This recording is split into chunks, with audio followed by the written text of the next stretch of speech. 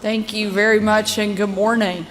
You know, this deep into the session and you have the speaker introducing you, you never know how it might go, but we have had a wonderful and incredible and productive few weeks during our legislative session.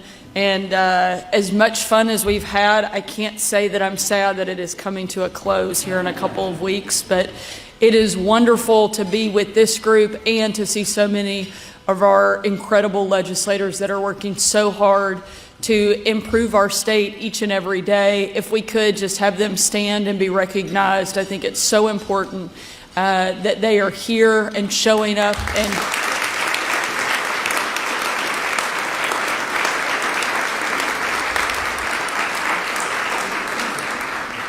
in the midst of everything, for them to take a break and be here, I think shows where their heart is and what their mission is and what their calling is. So we appreciate your willingness to be here this morning. And we are glad to open the doors. Brian and I are thankful that this is the way that we get to start our day as well. And we are also glad that our kids have already left and have made it to school, we think on time. In having 3 kids that are 12, 11, and 9, the activity around here can look a little different than it does right now. This room, when there are no tables and chairs, can be quickly converted into a laser tag or Nerf battle scene. And I have to say, those are pretty fun as well. But we moved in about 2.5 years ago, and having grown up in this house, it was important that we continued some of the traditions that my family started when my dad was governor, and this was one of them, hosting events like this. Now, our boys have shaken things up slightly different than my brothers who were already in high school and college when my dad became governor.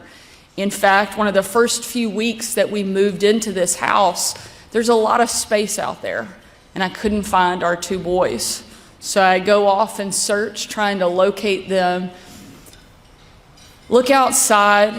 I heard them before I saw them, and I get out to see that they have practically stripped down into their underwear and are swimming in the front fountain of the governor's mansion.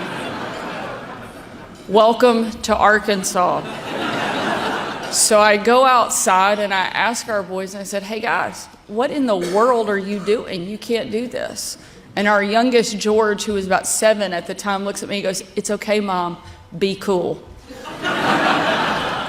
And he's like, "It's really shallow. Don't worry, we won't drown or anything." I said, "George, my concern isn't that you're going to drown. It's the fact that you have absolutely no problem being in the front yard of the governor's mansion in nothing but your underwear." He was totally unfazed and went right back to the fountain. But we're shaking things up here a little bit, but certainly holding on to some of the most important traditions, this being one of them. It is such an honor to have this group gathered, guests from literally every corner of our state, showing up and making a public declaration of their faith. And Brian and I are honored and proud to welcome each of you and be here for this event this morning. I also want to thank Donnie. Thank you for welcoming and planning today's event. I know that a lot goes into this, and we are grateful for what you do to make it all happen. And again, a huge thank you to our legislative and community leaders. And of course, our keynote speaker. We are glad to welcome you back home. Arkansas has a lot to pray for this morning, including a lot of the hardship that we have endured and experienced over the last couple of weeks. Yesterday, I visited with some of Arkansans impacted by tornadoes and floods. My administration has been working hard to respond, and emergency personnel are on the ground working overtime to help many Arkansans who have been impacted in the last several weeks. We've had tornadoes, wildfires, and snow all in the last month. Frankly, I think some of us are just waiting on the locusts to show up. But as busy as it can get with disaster response and recovery, we can always take time to start our day off right with a word of prayer. And I'll be honest, biscuits and gravy don't hurt too much either.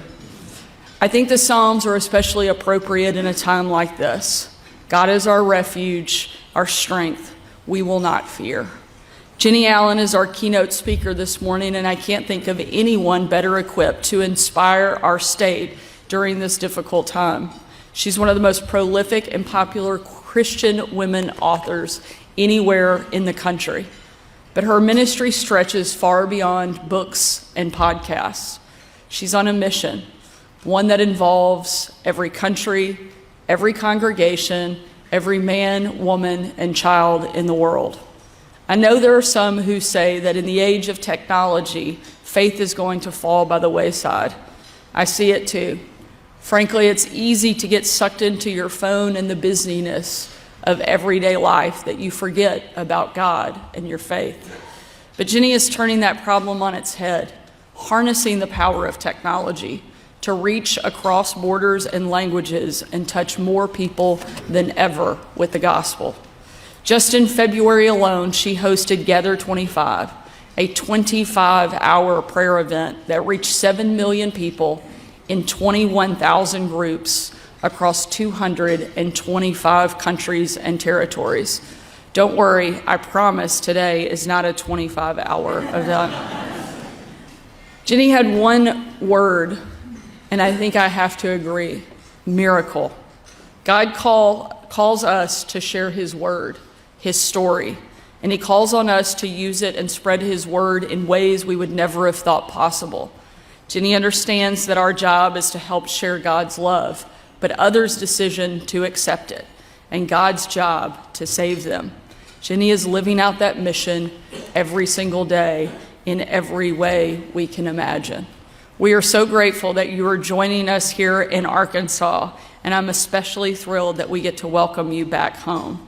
To everyone who is sharing a word of prayer this morning, thank you for being here. Thank you for sharing God's message. God bless you, and God bless the great and best state in the country. Thank you so much.